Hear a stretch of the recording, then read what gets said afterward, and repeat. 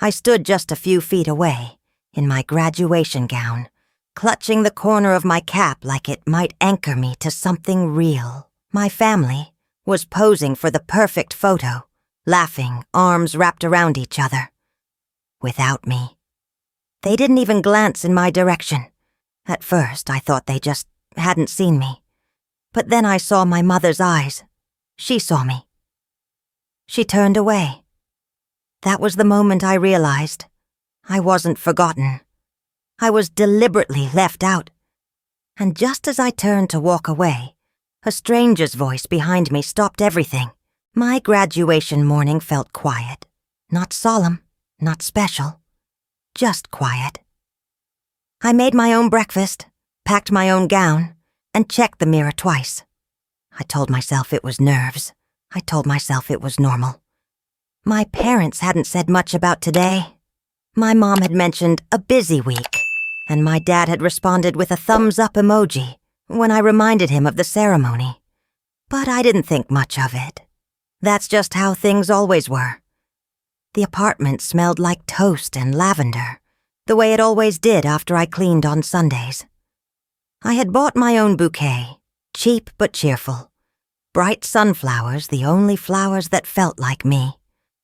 My roommate had already left for work, leaving behind a sticky note. You did it, Em. Make them proud, even if they suck at showing it. I smiled, then grabbed my phone, habitually opening Instagram. And that's when the air changed. There it was, my mom's story. A photo of Alex, my younger brother, in a rented cap and gown. He wasn't graduating, just finishing his sophomore year. But there he was, smiling with his arm around my dad, while the caption screamed, "So proud of our fond graduation star." My thumb froze. My breath caught. I blinked, thinking maybe I had missed something. Maybe this was some throwback. But no, the date was today. The same day I would walk across the stage. A second slide appeared, my mom's voice in the background, laughing. We're getting ready for a huge family photo shoot for our golden boy. The camera panned to balloons, a custom cake that read, "You make us proud, Alex," and even a small rented stage in our backyard. I sat back slowly, phone resting in my lap. My gown rustled against the couch cushions like it was asking a question I couldn't answer. I opened my email, went to my sent messages. 3 days ago, I had forwarded the formal invitation from the university to our family group chat. No one had replied. I clicked back to the chat. A few texts had come in since then. Photos of the backyard being decorated. Jokes between my uncle and aunt about wearing matching ties. Someone confirming, the photographer is booked. Not a single mention of me. My name didn't exist in that thread. I scrolled back, hunting for it, hoping I had missed it. But the silence was too loud. There was no oversight here. I had been intentionally erased, and yet a strange numbness coated me. I didn't cry. Not yet. I just sat there, staring at the pale blue of my gown, wondering how I ever convinced myself this would be different. A part of me had always known. I could trace it back in pieces. I stood up and walked to my bookshelf, pulling down a dusty family album. Photos of birthdays, holidays, school events. There I was, always off to the side, often out of focus. In one birthday picture, I was caught mid-blink, while Alex beamed in the center. In another, I was holding a medal, looking at my mother. She wasn't looking back. I flipped faster, eyes scanning for something to prove I was wrong. But every page made the lump in my throat heavier. I remembered my 5th grade science fair when I won first place. My parents missed it. They had to take Alex to soccer practice. When I got home, I showed them the ribbon. My mom said, "That's nice, honey," and went back to chopping vegetables. But when Alex scored a goal in the finals, they threw him a barbecue. It was always like that, subtle enough to ignore if I tried hard enough. but sharp enough to leave invisible bruises. And now, those bruises burned. A notification popped up on my phone. A message from a high school friend I hadn't spoken to in years. "Hey, is this your mum?" she wrote, attaching a candid shot of my mother and a few relatives behind the scenes at today's setup. I zoomed in. There was my mum, waving off the photographer with a smirk, her mouth mid-sentence, the caption underneath, added by my friend, read, "She literally said, 'It's better if Emily's not in it. She ruins the frame.'" My chest tightened. For a split second, I stopped breathing. I read the words again, then again. It wasn't that they forgot me. It was that they didn't want me. I stared at my reflection in the hallway mirror, my cap in one hand, my phone in the other. My eyes, mine, stared back with something different. Not just pain, not just confusion, but a rising clarity, like the moment you finally realize a wound has been open for years. I tucked my phone away, smoothed the creases of my gown, and picked up my bag. I would go. I would walk that stage. I would show up, whether they saw me or not. Because sometimes the best revenge isn't loud. It's standing in the middle of the photo they didn't want you in, and not flinching. After that morning, I didn't expect an apology. I wasn't naive anymore. But I thought maybe, just maybe, if I tried hard enough, if I made things easier for them, they'd show up. So I organized my own graduation celebration. Small, modest, but meaningful. I booked a local photographer. I picked a park not far from campus. I even arranged for cupcakes, sunflower-themed, just like the bouquet I bought myself. I sent out the invites, carefully worded, no trace of blame. Just an open hand. No one responded right away. Then, 2 days later, Mom texted, "We'll try to make it. Might be tight with Alex's schedule." I told myself that was something. The day arrived. I wore the same gown, but with a brighter scarf. I picked a bench near the lake, where the lighting was perfect. The photographer was kind. He chatted as he snapped shots, pretending not to notice how I kept glancing toward the parking lot. I waited. 5 minutes, 15, 40. My phone buzzed. A message from Dad. "Sorry, we're swamped. Next time, kiddo." That was it. No emoji, no call, no explanation. Alex didn't text at all. I sat on the bench as the sun dipped lower, my cupcakes untouched. The photographer offered to stay a little longer, but I waved him off. I didn't want more pictures. I didn't want evidence. Later that night, I posted one photo in the family group chat. Just me, in my gown, holding the cupcake tray, smiling with more effort than heart. No one replied, not a single like, not even a "seen" from Mum. I stared at the screen, willing a reply. Anything, a typo, a reaction. Nothing came. The silence felt sharper than words ever could. It filled the room like smoke, suffocating in its stillness. I turned off my phone and curled into the corner of my dorm bed, pulling my knees up tight. It had been years since I cried, not since high school. But that night, I let it out. Quiet, muffled, like a secret slipping through my ribs. Somewhere between sobs, I realized something cruel. They hadn't just forgotten me. They had erased me, on purpose. I wiped my face and turned my phone back on. Notifications blinked, mostly from classmates, tagging me in photos, cheering me on. Then I saw it, an unread message buried in the other inbox. It was from Mum, sent days ago. My fingers trembled as I opened it. "Sweetheart," it read, "next time please don't post your photos in the group.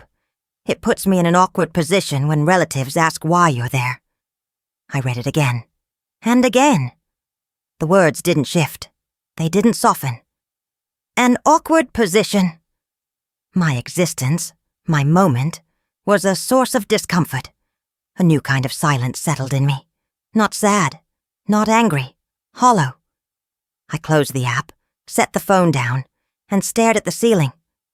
At the ceremony the next day, the campus buzzed with celebration. Laughter echoed. Balloons bobbed in the breeze. Everyone had someone. Parents with banners, siblings with cameras. I stood in line alone, my name card clutched tightly. When they called my name, I walked the stage with steady steps. No cheers, no clapping from the left side, just the announcer's voice and the shuffle of my shoes. I smiled anyway. I had practiced. Outside, the quad was a sea of hugs and camera flashes. I wandered for a while, telling myself I just needed fresh air. Then I heard it. "Okay, everyone. Family pose." The voice was familiar. Too familiar. I turned. There they were. My family. My mom, dad, Alex. Dressed perfectly. Smiling. A photographer directing them near the university arch. My mom adjusting Alex's collar. My dad laughing. My stomach twisted. I took a step forward. Just one. My mother saw me. Her smile faltered, then returned. Tighter. She stepped forward, just enough to intercept. "Emily," she said under her breath. "Please, don't make a scene. This isn't your moment." My mouth opened, then closed. "You don't belong in this frame," she added. "Not here. Not now." My hands clenched. I swallowed hard, turned around. But before I could take 2 steps, a new voice cut through the air. "Excuse me," it said. "Is this your daughter?" I turned. A woman stood behind me, mid-60s, sharp eyes, silver hair tied back neatly. She looked from me to my mother, eyebrows raised. My mother hesitated. Well, yes, but..." The woman didn't wait. She stepped forward, took my arm gently, and turned me around. "You should be in that picture," she said, front and center. The silence that followed was the loudest thing I had ever heard. She turned to my parents. "Shame on you," she said, voice like ice. "You don't deserve to be in a photo with someone like her." My mother flushed. My father looked away. The woman faced me again. "You may not realize it yet," she said softly, "but the world needs you, not them." I couldn't speak, but something inside me shifted. I wasn't invisible, not here, not to everyone. After the woman pulled me away from the scene, we found a bench near the edge of the campus gardens, under the filtered shade of an old oak tree. She didn't talk right away. Neither did I. The noise of families celebrating faded behind us, as if we had stepped into a different dimension, one where I wasn't invisible. She introduced herself as Dr. Meredith Shaw, a visiting lecturer from the journalism department. I had never taken her class, but I had heard of her. Sharp, respected, fierce when it came to justice. "Are you all right?" she asked finally. I wanted to say yes, but my throat locked up. Instead, I shrugged. She nodded like she understood more than I said. "I've seen that look before," she said, gazing at the laughter in the distance. "That ache of being forgotten by people who are supposed to see you first." I blinked at her. "You too?" She smiled softly. "Let's just say I stopped attending Thanksgiving dinners when I was 20. Sometimes family doesn't know how to love you. Sometimes they just choose not to." I looked down at my hands. "It hurts." "Of course it does," she said. "But here's the thing. You don't choose the family you're born into, but you can choose who earns your love." Her words settled into me like warm tea on a cold day. They didn't erase the sting, but they gave it shape, something I could hold, not just drown in. We talked for almost an hour. She told me stories of estranged siblings, parents who built walls instead of bridges, and how she found her own community through work, friendships, and students who became like daughters. She didn't offer pity. She offered perspective. Before we parted, she took my hand and said, "You belong in every photo you want to be in, and not just in the corner. You deserve to be center frame." That night, I couldn't sleep. Her voice echoed in my mind, especially that last sentence. I opened my laptop, stared at the blank document, and began to type. The story poured out of me. I didn't use names. I didn't rant. I just told the truth. The morning I realized I wasn't invited to my own graduation photo, the years of being quietly cut from the narrative, and the stranger who stepped in when my family stepped away. By dawn, it was a finished blog post. I uploaded it to a storytelling platform under a pseudonym and closed my laptop. I didn't expect much. I just needed it out of my chest. 2 days later, the post had 30,000 views. My inbox overflowed. Hundreds of messages, comments, shares. The title alone, "The Frame They Didn't Want Me In," seemed to resonate. But one message made me stop breathing. It came from a woman named Lydia. Her message was short. "I read your story. I was about to end my life last night, but your words reminded me I'm not alone. Thank you." I reread it a dozen times. That someone I would never meet, had stepped away from the edge because I dared to be honest. It floored me. I cried then. Not the silent sobs of rejection, but tears that felt like a release. For the first time in a long time, my pain had purpose. Something shifted inside me that week. I no longer wanted to be accepted by people who needed me to shrink. I didn't need their version of love, shaped by conditions and silence. I wanted to build something new. I applied for a writing residency program in New York, one focused on journalism and social narratives. I didn't overthink it. I just hit submit. When the acceptance email came a month later, I packed my things and left, without telling anyone, except my roommate. New York was messy and loud and overwhelming, but it was also alive. I met people who weren't afraid to feel too much or speak too loudly.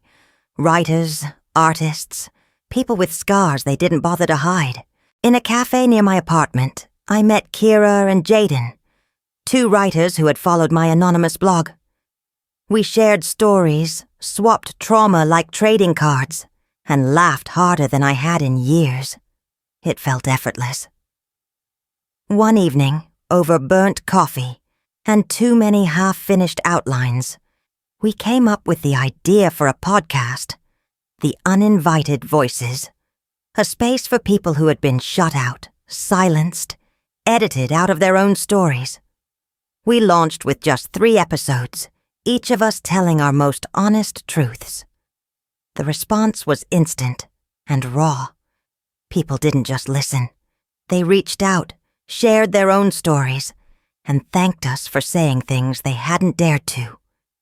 In the quiet that followed each episode, I felt something grow in me. Not pride exactly, but peace. Like the space I had carved out wasn't just for me. It was for anyone who had ever stood at the edge of the frame, wondering if they deserved to be seen. One night I sat by the window of my tiny apartment, journal in hand. The city pulsed outside, indifferent but full of possibility. I wrote, "I forgive my mother, not because she deserves it, but because I do." And for the first time in my life, I meant it. The email from my mother came 3 days after the pre-order link for my memoir went live. The subject line was empty, just her name. That alone was enough to make my chest tighten. I hovered over it for a full minute before clicking. "I saw what you're doing," it began. "You need to take it down, now, before it gets worse." She didn't ask how I was. She didn't say congratulations. She didn't even acknowledge the writing itself. Just the damage control. just the fear. She went on. People will figure it out. You're airing private matters. We could sue. I stared at the screen, stunned. Not by the threat, but by the implication that the truth, my truth, was now a liability. Never mind that I had changed names. Never mind that I had written, with care. In her mind, the shame wasn't what happened. It was that I dared to say it out loud. I didn't reply. Instead, I brought the message to my next podcast recording. I wasn't planning on saying this, I told the mic, hands trembling slightly. But it's time. Kira and Jaden sat quietly across from me, giving me space. My name is Emily Hart, I said, and I'm the girl who wasn't in the graduation photo. Silence filled the studio, not awkward, just heavy with knowing. I didn't speak with rage. I didn't even cry. I just told the story, one more time, but with my name, my voice, my face, no shadows, no pseudonyms. I ended the segment with a question. How many of us are still trying to earn love that should have been freely given? That episode went viral within hours. Messages poured in, people tagging friends, sharing clips, saying, "She just said what I've always felt." That night I got a message from Alex. "Stop," he wrote. "You're ruining everything." Just 2 words. Everything. I didn't need to ask what he meant. The illusion, the facade, the fragile narrative our parents built. I stared at his message, then typed, "Was I ever part of that everything?" No reply. The silence wasn't surprising anymore, but it no longer crushed me either. A week later, my grandmother died. The news came through a forwarded message from a cousin I barely spoke to. No call from my mother, no invitation. Just a funeral date and time, written like a reminder. I searched online for the official obituary. My name wasn't there. Alex's was. So was every other grandchild. Even the one who dropped out of high school. The one who stole from Grandma's drawer once and was forgiven with a hug. But me? I didn't exist. Again. I flew home anyway. The chapel was modest, filled with white roses and stiff shoulders. My parents sat in the front row. They didn't see me arrive. I didn't say a word to them. Instead, I found a corner near the back, letting grief settle slowly, like dust in my lungs. I watched as they talked about Grandma's kindness, her loyalty, her belief in family, and I remembered every letter she sent me in college, every birthday card with a handwritten note. "I see you, Emily. Always have." The service ended. People shuffled out. I stayed seated alone, waiting. Eventually, a lawyer approached me. "Miss Hart?" he asked. "Could we speak in private?" I followed him into a small side room. He handed me a sealed envelope. "Your grandmother left this for you. And a letter." Inside was the will. It named me as the primary beneficiary. Her savings, her house, her personal journals. I blinked. "Why?" The lawyer looked at me gently. She said, "Because you're the only one who endured everything and still chose not to hate." I couldn't breathe. In that moment, the gravity of years, of being invisible, overlooked, discarded, collapsed into something else. Not validation, not revenge, but quiet acknowledgement. Someone had seen me, all along. I left the room with the letter clutched in my hands. My mother stood outside, eyes red but sharp. "She did this to spite us," she said. "That old woman always had a soft spot for your drama." I said nothing. "Don't think this changes anything," she added. But it did. Not in the way she feared. Not legally. Emotionally. I had been written out of so many stories. But this was a rewriting. The final line of the letter from Grandma still echoed in my mind. "You have always belonged even when they tried to erase you. I folded the paper slowly, tucked it into my jacket, and walked out without saying another word. Outside, the wind picked up, warm and wild, like something was shifting. I didn't cry for my grandmother in that moment. I cried later, alone, where no one could see, because she had loved me quietly, completely, without performance, and because she had left me the most powerful thing of all, proof. Proof that I had mattered. I didn't go back to New York right away. I stayed in the town I had tried so hard to forget, this time on my own terms. I booked a therapist, not because I was falling apart, but because I wanted to make sure I wasn't patching over old wounds with new distractions. I owed myself more than survival. I owed myself clarity. Our sessions weren't about blaming my parents. They weren't about anger. They were about untangling the knots I'd grown up with. How silence had taught me shame. How invisibility had turned into overperformance. How I had mistaken neglect for toughness. I want to stop performing, I told my therapist one day. Even for myself. Healing wasn't clean.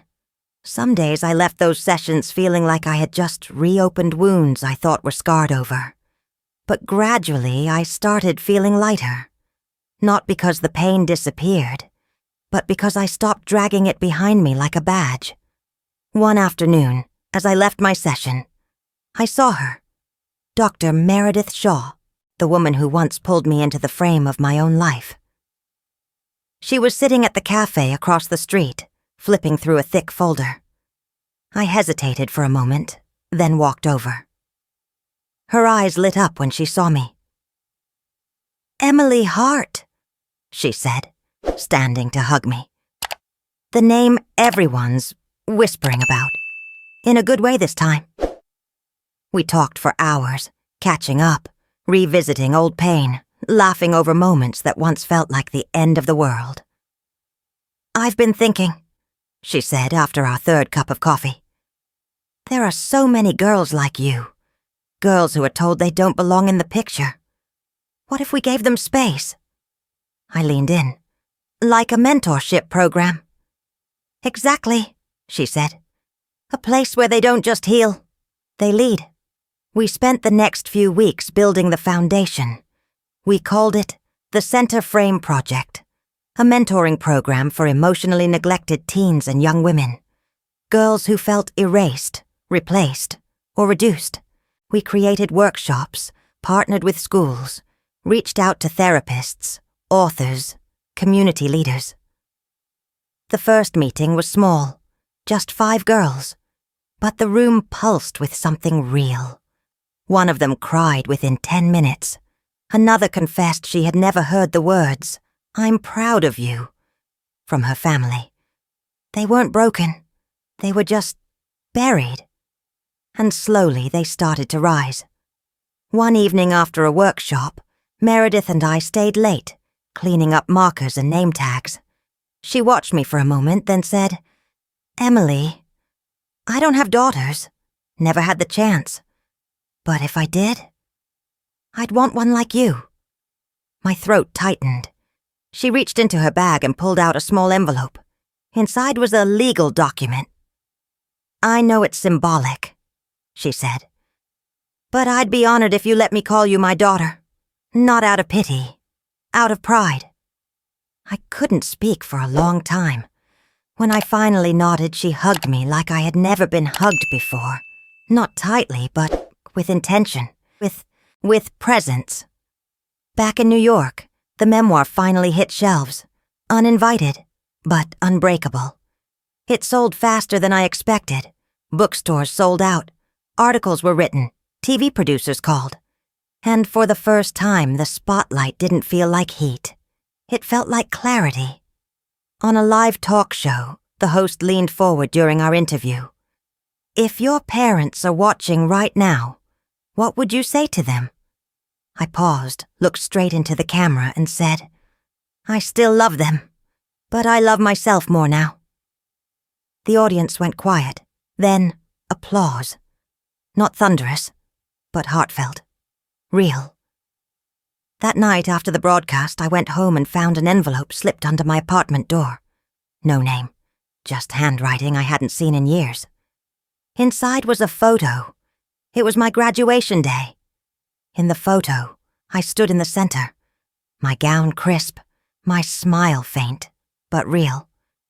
Around me were my parents, Alex, a few relatives. Everyone else was turned slightly, but my grandmother's hand was on my shoulder. The date scribbled on the back. It wasn't staged like the others. It was candid. And it wasn't one I had ever seen before. Folded behind it was a note. She made us take this after you left. Said one day you'd need proof you were always in the frame. No signature. Just that.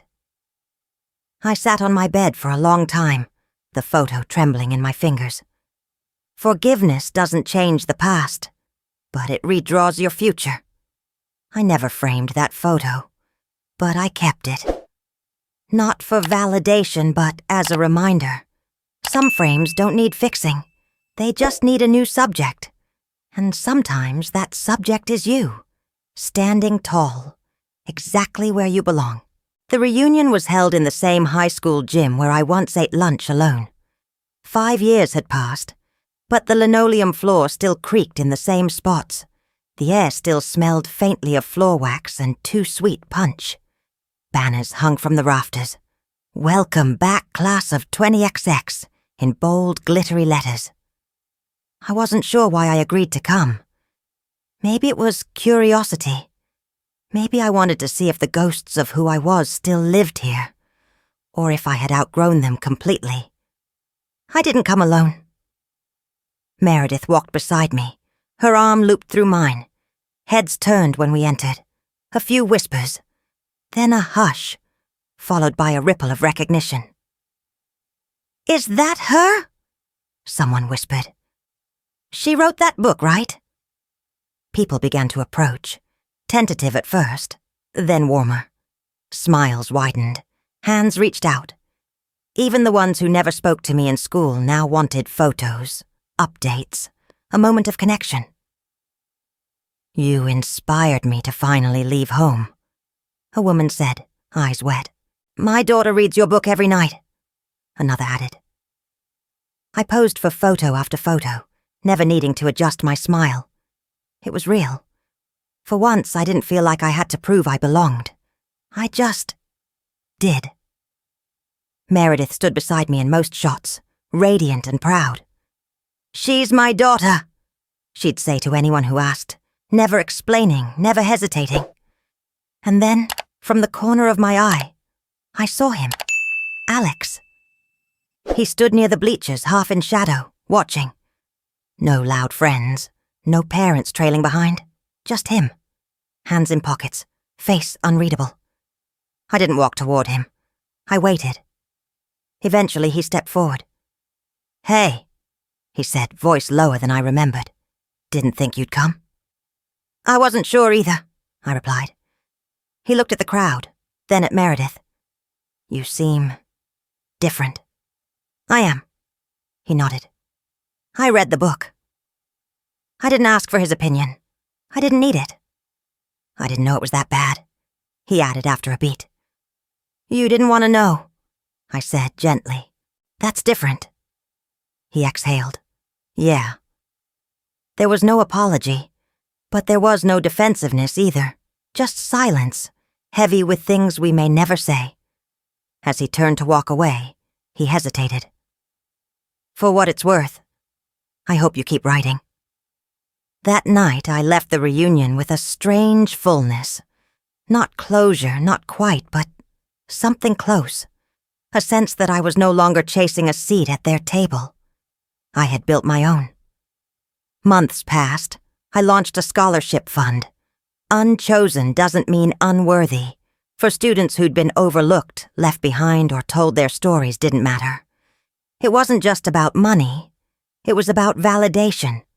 Every month I hosted open sessions, not panels or TED Talks, but circle gatherings in a simple room with folding chairs and a single microphone passed hand to hand.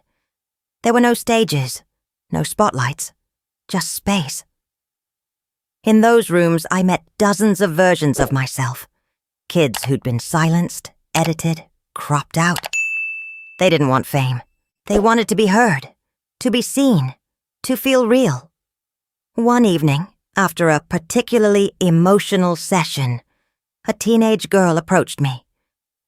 "I used to think something was wrong with me," she whispered. "Like if my parents didn't want me, maybe I wasn't worth wanting." I knelt so we were eye level. "That's what they want you to believe," I said, "but it's not the truth." She nodded, wiping her face. "You say stuff in your book that I didn't know I was allowed to feel." After she left, I sat alone in the room for a while. The walls still held echoes, soft, vulnerable, human. I pulled out my notebook, flipped to the last page, and wrote the sentence that had shaped every step of this journey. I was never out of the frame. I just needed to develop my own picture,